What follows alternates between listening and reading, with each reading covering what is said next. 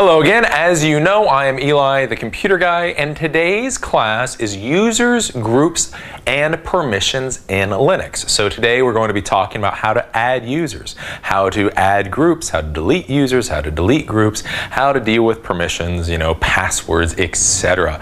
The main thing to understand, as I keep saying in this Linux track, is it is all relatively easy as long as you just kind of focus what's going on. Adding users is easy, adding groups is easy, etc.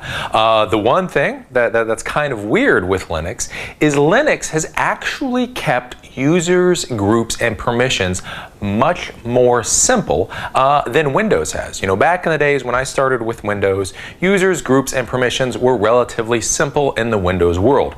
Since then, now you can give users like 15 or 20 different types of permissions to any particular file folder or organizational unit.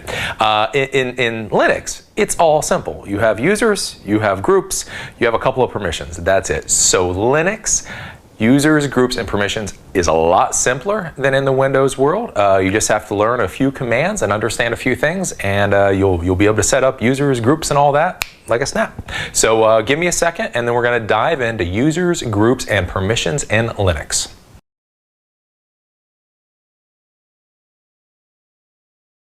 So managing users in Linux, it is a very simple thing. Like I say, with almost all of Linux, as you understand the commands, it's a very simple thing. So the first thing that you should understand how to do is how to add users. All you do to add a user to a Linux system is you do sudo super user add user or space add user, all one word, and then whatever the username is. So let's say Eli. So you do sudo space add user space and the username, Eli, whatever. When you run this command, it will add the user that you just created, and then it will ask you what you want the password for that user to be. It'll ask you what that person's given name is, Eli Etherton or whatever, and it will ask you some more information to kind of flesh out the profile for that user. But this is all you have to do to add a user in Linux. Sudo space add user space Eli. That's it. Now, in order to delete a user from Linux, all you have to do is you do sudo user del del space and then whatever the username is. So in this case it would be Eli. So sudo space user del space username is what deletes user accounts from the system. So to add is add user, to delete is user del. Now, as I've talked about before, as I talked about in the Vim class, all the configuration files for Linux are stored in simple text files. So things like user accounts, group accounts, etc. All that information is stored in a text file, and that text file is the /etc/passwd file. So this file right here stores all the information. So it stores the usernames for the users, it stores the home directories for the users, etc. So if you want to see the users that are on your Linux system, or if you want to see what their home directories are, etc., all you do is you do sudo space vim, or whatever text editor you prefer to use, space /etc/passwd, and that will show you all of the information for your users. It'll show you it'll show you the usernames, it'll show you their given names, it'll just show you everything about the user that you need to know. Now the only last thing that you have to understand with user accounts is how to change a user's password. All you do is the command is sudo passwd, so it's passwd, not word, it's passwd space and then the username, so Eli. So if you want to change a user's password, all you do is sudo space passwd space whatever the username is. It'll bring up a prompt. It'll say, please type in the new password. please type in the new password again. You do that and the person's password has changed.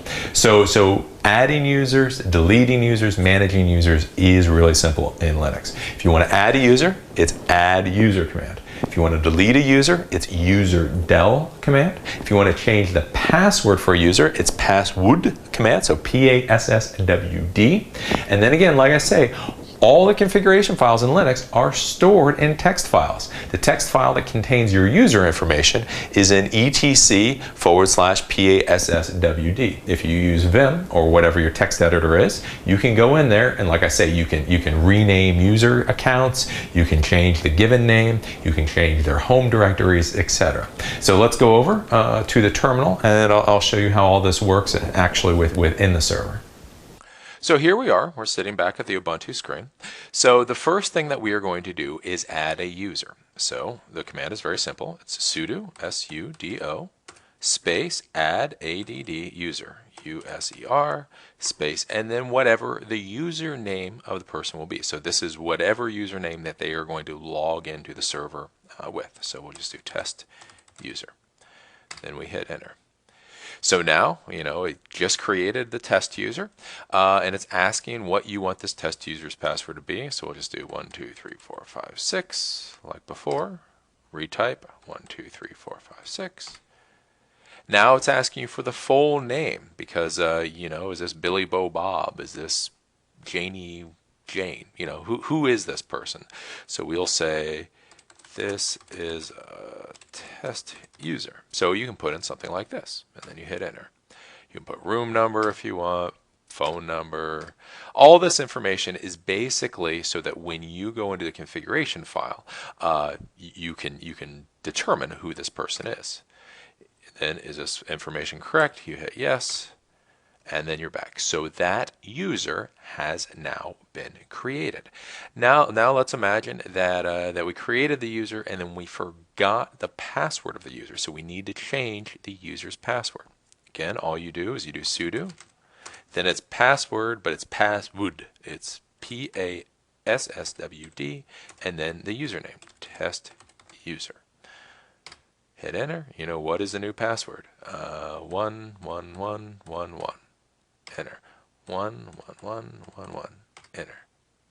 So now there's a new password. It's 5 ones in a row. That's all you have to do to change your password. Now, before we delete this user, I'll show you how you use Vim to go in and you can change things, like I say, like the home directory for the users. So to change a home directory for the users, you would use sudo vim. Sudo Vim. And now again, I keep using Vim for all these classes, but you could use whatever text editor you would want to use. And then you go to etc passwd, P-A-S-S-W-D. This is the file that contains all the information about your users' accounts. So you hit enter, and then you can come in here and you can see all of the user accounts. Root, daemon, bin, sys. Those are all the normal stuff. Eli, my account that I've always been using, test user, etc. You can see in the blue that it tells you the username, and then if you go over, it shows you the full name of the user. So for Eli, down near the bottom, you'll see it says Eli the computer guy. Test user, say this is a test. Then you can go over and you can see where their home directory is. So the test user home directory, you can see it over there in green, is /home/test user. So whenever the test user logs in, that is the directory that they automatically drop into. For Eli, it's /home/Eli. Then you can see different services on the system actually have their own user accounts. So MySQL has a user account. Its home directory is /var/lib/MySQL. So you can get all this information just out of this very simple passwd file. But to get to this, all you do is you do sudo vim space and then etc password. Then if you wanted to go in here and you wanted to change something, like for test user, we could come in here and you could just you could insert like you would any other file. So you hit A, and then you can say test user 1. So we can now rename test user to test user 1. We hit escape, then we hit :WQ and enter. And that's it. So we just were able to rename test user to test user 1. It's very simple. Now, so if we want to get rid of test user 1, so we want to delete test user, which was renamed to test user 1, all you do is you use the user del command. So it's sudo user del test user 1. Enter. And now test user 1 is gone. If we go back up into use vim etc password, you'll go down and you'll see now at the bottom there is no longer test user or test user 1. So that's all you have to do to create user accounts, to change user account passwords, to delete user accounts, and to modify user accounts by going into the etc password file using vim. So with that, let's go back out to the real world and we'll talk about groups.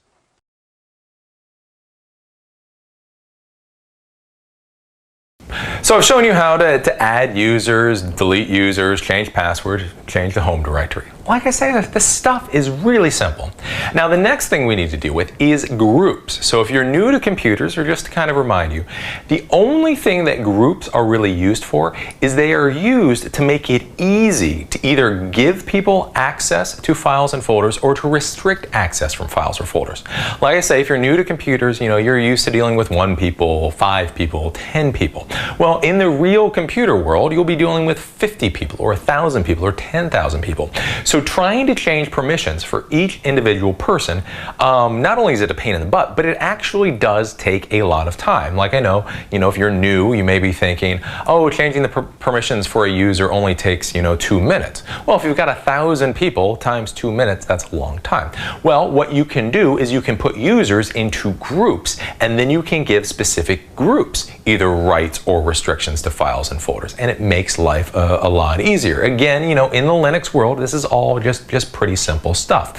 So if you want to add a group in Linux, all you do is you use the group add command. So you do sudo group add, and then the group name. So let's say you wanted to create the marketing group. You would do sudo group add space marketing, and then, as we'll talk about later, you would put all the people in the marketing department into that group. The executive group, sudo group add executive, etc. That's all you have to do to add a group to the system. Sudo space group add group. Very simple. Now, if you want to delete a group, again, very simple. Sudo group del, D-E-L, and then whatever the group name is. So you create the marketing group, sudo group add marketing, you delete the marketing group, sudo group del marketing. The only thing that I'll say is just be careful with deleting groups, because putting groups together can be a real pain in the butt. That actually does take a little bit of time, and putting in sudo group del takes all of about half a second. So if you delete a group and you aren't really thinking about what you're doing, it may take you a long time to try to have to rebuild that group if you delete a group inadvertently.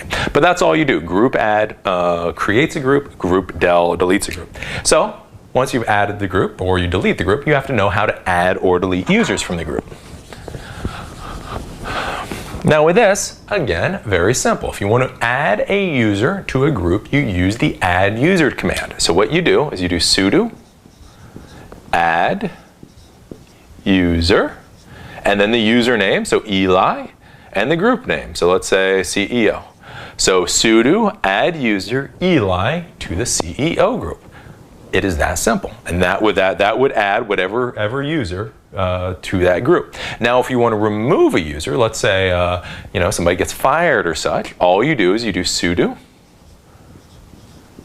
and now it's del user, D-E-L user. Now remember, for users, the command was user del, so be careful, don't get this confused. For groups, removing a user is del user. For actually removing a user from the system, it's user del. So just keep that in mind. This can be a little confusing. So removing a user from a group, it's sudo del user, the username, Eli, and then whatever group it is. So CEO. So let's say I get hired for the CEO position, sudo add user, Eli, CEO. Let's say I get fired from the CEO group, sudo del user, Eli, CEO. So this is how you add or remove users from a group. Like I say, very simple. Now finally, again, as I keep saying, Linux stores all of its configuration file and data basically in simple text files. So the text file that stores the group information is the group file in the etc directory. So if you need to take a look at it, or if you want to modify it, you just do sudo, again, vim. Vim is the text editor. That's the one that I like. If you have another one, use that. Then all you do is /etc/group. And this will pull up and you will see the configuration file for all the groups. Within this group file, you'll see the group name, and then you'll see all of the group users. So if you're wondering if somebody is in a particular group, like I say, you can just open up this group file, take a look at it, and see who is in what group. You know, is Bob in the marketing group? You can go and go, oh, yep, there's Bob right in the marketing group. So this is the configuration file that stores all the information for the groups. And if you need to find out information about whether a group exists or not quickly, or who is in a group, this is the folder that you would go to. So again, like I say, with all this Linux stuff, it's pretty easy. If you're going to add people to a group, it's group add. If you're going to delete people from a group, if you're going to add a group, it's group add. If you're going to delete a group, it's group del. If you are going to add people to a group, it is add user. If you're going to delete people from a group, it's del user. And then finally, if you need to see all the information for the group, you go to the etc/group file, and this will show you all the configurations. So with that, let's go over to the computer. I'll open up a little terminal, and I'll show you how all this works. So here we are back at the terminal screen. The first thing that I want to do is I want to open up that group file with Vim that I was talking about to show you how the group configurations are stored on the system. To open up the configuration file, you just do sudo vim, then space /etc/group. So this is the file that contains all the information for the groups. You hit enter, and now these are all the default groups that are in the system. You see root, daemon, sys, add, disk, etc. Now on the left hand side you see the light blue name of the group, so that's the name of the group, and then all the way on the right you see that some of these groups there's Eli beside it. So Eli, that's me, the user account in the system, is already a member of some of these groups. So you can go in here, you can see the group name, and then you can see all the users that are members of the group. So basically, if there are multiple users to a group, you would see the first username, then comma, then second username, then comma, then third username, etc. So let's get out of this now. Q. And now what we're going to do is we're going to add a group to the system. So we are going to add the test group. So we do sudo space group add space test group. So group add is the command to add a group, and then test group is the name of the group. And then enter. And now the test group has been created for whatever it is you want the group to be created for. Now to add a member to this group, so let's say we're going to add me to the test group, Eli, and we'll do sudo add user, username Eli, to group name, test group. And then you hit enter. So it has added Eli to the test group. It is really very, very simple. Now if we go in, we'll go back and we'll use Vim to take a look at the group file. Do Vim etc. Now if we scroll all the way down, we will see test group, and then we'll see Eli. So we have created the test group, and we have made me a user of the test group. Now, if I want to delete a user from the test group, remember we use the del user command. So it's sudo del user, username, Eli, group name, test. So this is the command that will delete the user from the group. Remember, to delete a user, you say user del. To delete a group, or user from a group, you use del user, and then you hit enter. And now Eli has been removed from the test group. It's that simple. Then, if you're like, screw it, we don't want the group at all, and we want to delete the group, you then just do sudo group del space test So it's sudo group del is the command, space, and then whatever group it is that you're trying to get rid of, and then you hit enter.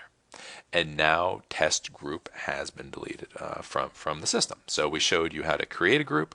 We showed you how to go in using Vim and see all the group settings. We showed you how to add a user to a group. We showed you how to delete a user from a group, and then we showed you how to delete the group entirely. Now, just being part of this class, like I say, I'll just hammer again. User del command deletes a user. Del user command deletes a user from a group. If you make a mistake with that, you can just have a really bad day. So with that, let's go back out to the real world and we'll talk about permissions.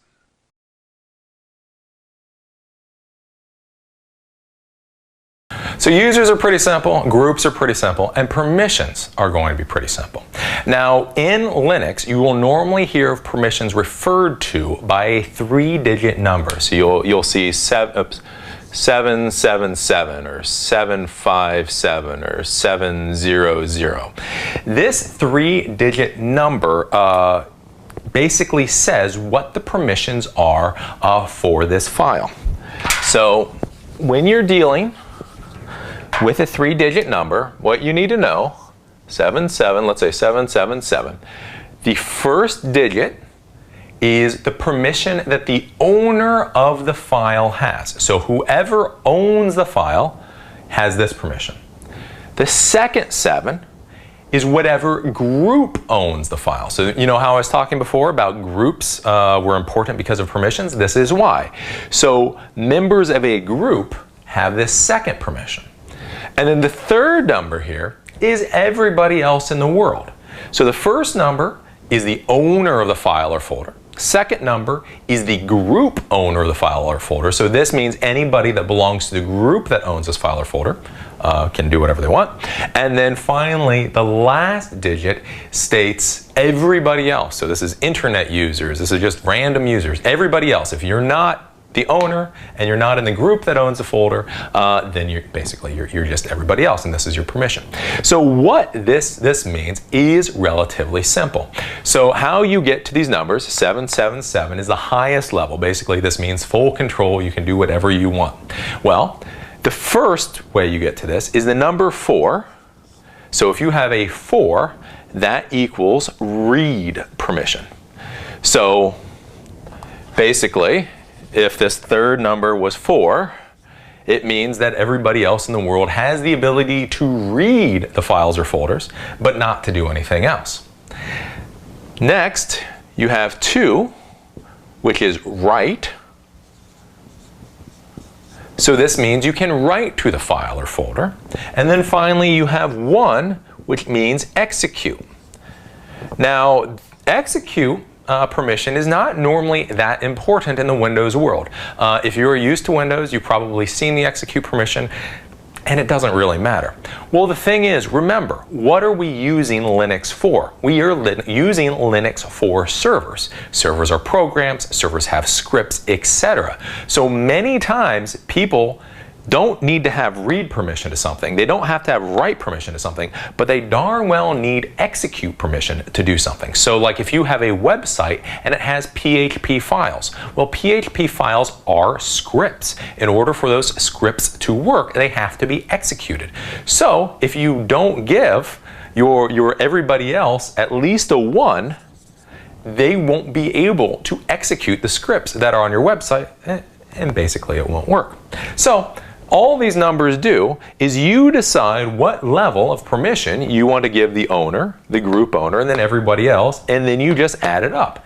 So you say, I want them to be able to read. So let's say this is a website. So you want people to be able to go to the website and you want to be able to them to look at the website. So you want them to be able to read. You don't want them to be able to write because you don't want them to start like doing graffiti on your website. And you do need them to execute because like I talked about, you know, PHP files and such, they actually have to be run. So what you would do is if this was a web server, that means everybody else would need to have at least the 5 permission. See how that works? So what you could say is I want the owner of this file or folder to have full control. They can read, they can write, they can execute. I want the group members to have full control. They can read, they can write, they can execute. And then I want all the web people, everybody else, I don't want them to be able to write to this file or folder, so I will just give them the read and the execute.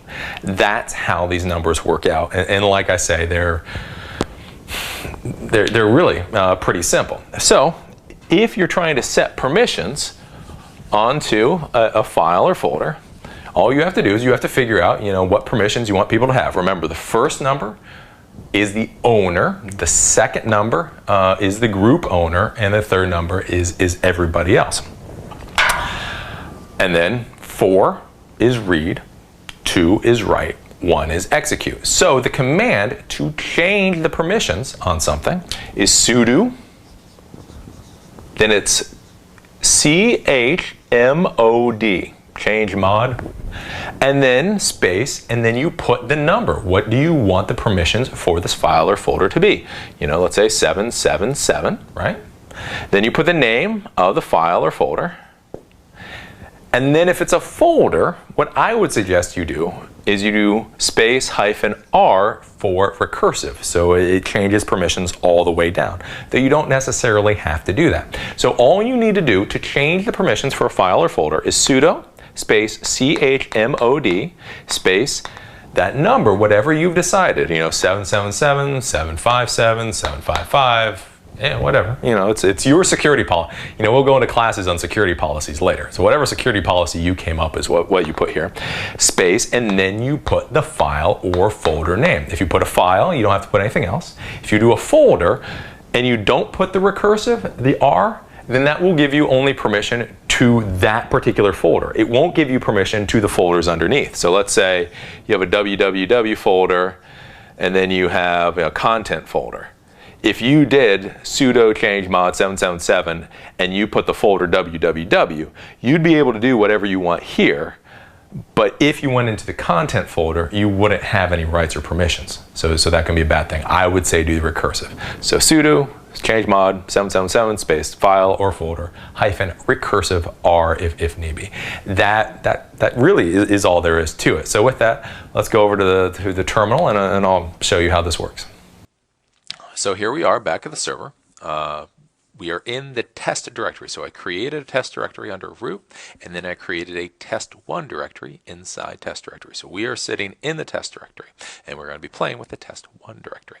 So the first thing that we should do is see what the permissions of the files or folders are that are in the current directory. We can do this by using the ls-l command. So ls space -l, we talked about this in the navigation class.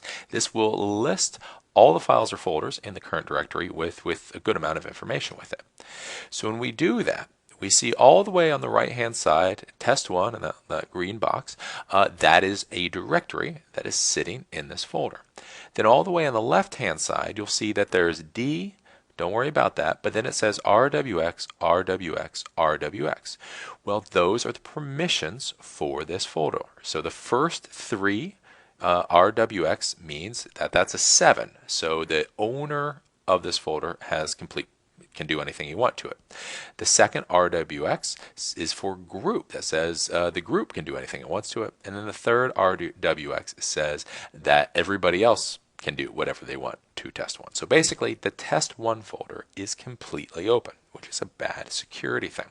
So what we're going to do is we're going to change the permissions for test1. All you do is you do sudo space, then you do chmod space, and then what permissions you want to give people. So let's say we want to give 755. So we want the owner of the folder to be able to do whatever it wants.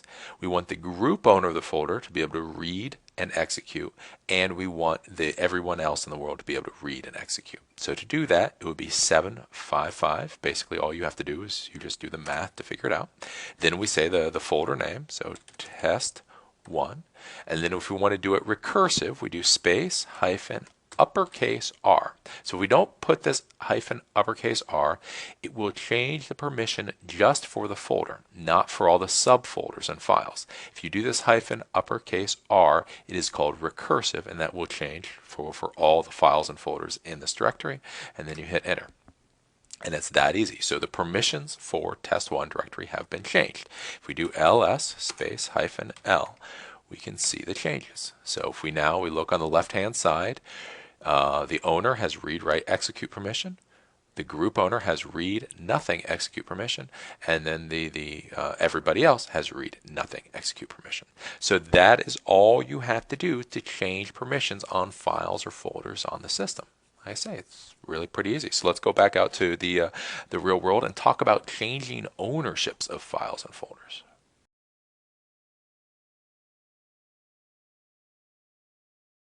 So we've talked about the users, the groups, and the permissions.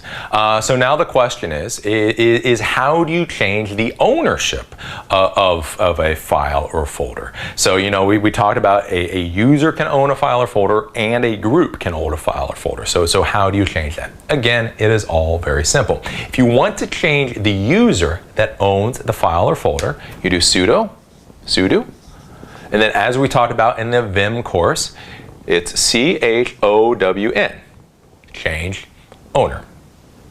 Pretty simple. If this is a folder, then you should put the -R, space -R, and this is for recursive. This means that it'll change the ownership to all subdirectories and everything below the particular file you're dealing with, folder you're dealing with. If you only want to change a permission on that particular folder or that particular file, you don't have to put the recursive there. Then all you do is you put in the user, space, and then the file or folder. So this is all you have to do to change the user owner of the file or folder. Sudo, space, CHOWN, space. Again, if it's a folder and you're giving them permission to the ownership to everything, you do -R. If it's not, leave it out. Then you put the username and then the file or folder that you're giving permission to or giving ownership to. I say, pretty simple. Then, if you're trying to change group permission, again, it's pretty simple. So it's sudo, and then it's CHGRP, change group. If this is a folder, like before, space, uppercase R for recursive, then you put group name, and then you put the file or folder. That's all you do to change the group ownership of that file or folder. Sudo, space, change group, CHGRP, space, uppercase R, space, group name, space, file. And that's all you do. So that is how you change ownership. And again, this is very important, like I say, with Linux, when you're dealing with web servers, because let's face it, most people are using Linux for web servers, a lot of times you need to change ownership so that people internally can manage that web server, but you don't have to worry about people on the outside world, your visitors, being able to hack your system. So being able to change the user owner of a file or folder or the group owner of the file or folder becomes very important. But that's really all there is to it. So let's go over to the terminal and then I'll show you how this works. So we're still sitting in the test directory that we created before. Now we're going to use that ls space -l command again to list the contents of this directory to show you more information that this command shows you. Now you see the permissions all the way over the left hand side, then you see a number. Well, then right beside that number where it says root, that is the user owner of this folder. And then there's a space, and then root again. That is the group owner of this folder. So now if we want to change the user owner of the folder, we just use that CHOWN command. So we do sudo space CHOWN space. And now if this is a folder and we want it to be recursive, -R, then we do the user we want to change it to, so Eli here, and then the folder we want changed, test1. And then all you do is you hit enter. Now if we do ls space -l again, we can see if you look over, Eli is now the user owner of this folder. So I now own this folder. Now if I want to change the group, so you can see Eli is the user owner, but the root group still owns it. Well, let's say I want to change the group ownership to test group. All you do is sudo space CHGRP for change group space uppercase R, then the group name, so test group, that I created before, and then space the folder name, test1. Hit enter. That did it. So ls space -l. And now we can see, if we look across, we see the permissions, then we see Eli is the user owner of this folder or file, and then we see test group is the group owner of this folder or file. And that's all there is to changing the group ownership for files and folders in Linux. So with that, let's go back out to the real world and have some final thoughts.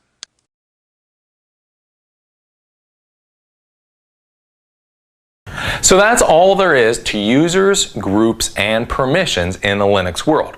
Like I say, if you've been brought up and if you've been trained in the Windows world, do not overthink Linux groups, users, and permissions. Like I say, in the Windows world, it is just ballooned into this weird, monster, hellish whole security thing. In Linux, it's all relatively simple. You have users. You can put users into groups. You only have 3 levels of permission and 3 types of permission. So you can have read, you can have write, and you can have execute, and you can have any combination of those. You can point those, like I say, towards the owner user, towards the group owner, or towards everybody else. And everybody else literally means everybody else.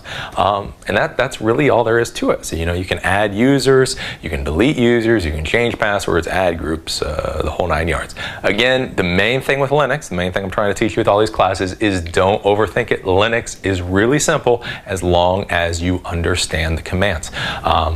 So this all, like I say, the groups and the users, this will become much more important, especially when we start talking about actually building out servers, web servers, FTP servers, etc. So this was the class on users, groups, and permissions in Linux. I hope you enjoyed it. I know I did. As you know, I'm Eli the Computer Guy for Everyman IT, and I look forward to seeing you at the next class.